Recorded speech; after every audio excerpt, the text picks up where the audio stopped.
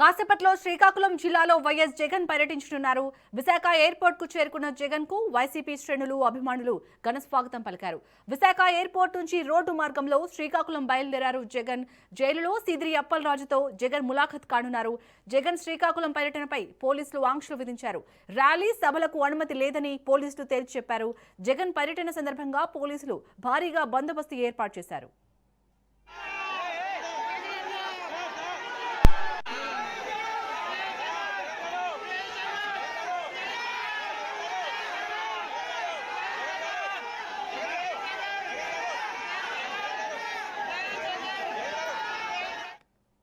ఇక శ్రీకాకుళం జైల్లో ఉన్న సీదిరి అప్పలరాజుతో అయితే కాసేపట్లో జగన్ ములాఖత్ కానున్నారు.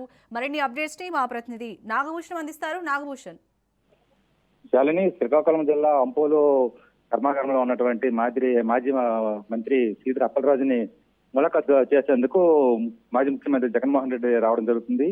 అయితే జగన్మోహన్ రెడ్డి పర్యటనలో కొన్ని కీలకమైనటువంటి పరిణామాలు అయితే చోటు చేసుకున్నాయి. ఎందుకంటే ఇక్కడ పోలీసు పరంగా ఎటువంటి నిబంధనలకు విరుద్ధంగా ఎటువంటి ర్యాలీలు కానీ సభలు కానీ నిర్వహించరాదని, అలాగే కేవలం ములాఖత్కు మాత్రమే పర్మిషన్ ఉంటుందని ఎస్పీ చెప్పడంతో ఒక్కసారి శ్రేణుల్లో, పార్టీ శ్రేణుల్లో కూడా కొద్దిగా గందరగోళ పరిస్థితి ఏర్పడింది. మొదటి నుంచి వీళ్ళు ర్యాలీలు భారీగా కార్యక్రమం చేయాలన్నటువంటి ఆలోచనతో పార్టీ శ్రేణులు ఉన్నప్పటికీ ఒక్కసారిగా పోలీసు అధికారుల నుంచి ఇటువంటి సమాచారం రావడంతో ఎక్కడికక్కడ ఆటంకాలు అయితే ఎదురవుతున్నాయి.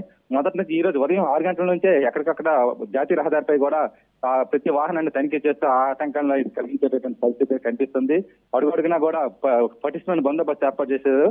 ఎక్కువ మంది, చాలా మంది బందోబస్తుని తీసుకురావడం జరిగింది. అయితే జగన్ ములాఖత్ షెడ్యూల్ ప్రకారం అయితే 2 గంటలకి సీదిరి అప్పలరాజుని కలిసి ములాఖత్ చేసేటువంటి పరిస్థితి అయితే ఉంది. అయినా ఇప్పుడు అడుగడుగున విజయనగరం నుంచి ఇంకా చేరుకునే పరిస్థితి రాలేదు. ఎందుకంటే అడుగడుగున అభిమానుల తాలూకా తాకిడి ఎక్కువగా ఉండడంతో కొద్దిగా ఈ టూర్ లో కొద్దిగా లేట్ అయ్యేటటువంటి పరిస్థితి ఉంది. సుమారుగా 2:30-3 గంటలకి ఈ కర్మాగారానికి చేరుకున్నటువంటి అవకాశాలు అయితే ఉన్నాయి. శాలిని, అలాగే జగన్ శ్రీకాకుళం వెళ్లే మార్గంలో, అక్కడ రోడ్డు మార్గంలో ఎలా ఉంది సిచ్యువేషన్స్? ఎందుకంటే పోలీసులు కొన్ని ఆంక్షలు విధించారు కదా.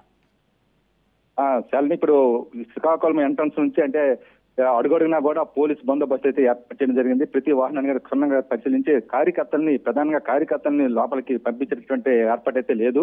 అయితే కార్యకర్తలు అయితే వాహనాలను పక్కనే ఉంచి కాలినడకన 2-3 కిలోమీటర్ల దూరం నడిచేటటువంటి పరిస్థితి అయితే కనిపిస్తుంది. ఏది ఏమైనప్పటికీ ఇక్కడ పోలీసులు అయితే పటిష్టమైనటువంటి తనిఖీలు నిర్వహిస్తున్నారు. ఇటువంటి ఏ విధమైనటువంటి ప్రజలు లేకుండా కార్యకర్తలు నియమించేటటువంటి పనిగా ప్రతి పాయింట్ లో కూడా కనీసం 10-20 మంది వరకు పోలీసు బందోబస్తుని ఏర్పాటు చేసి పూర్తి స్థాయిలో నియంత్రణ చేసేటటువంటి పరిస్థితులు మాత్రం పోలీసు యంత్రాంగం కనిపిస్తుంది. Shalini, right, thank you Nagabhushan.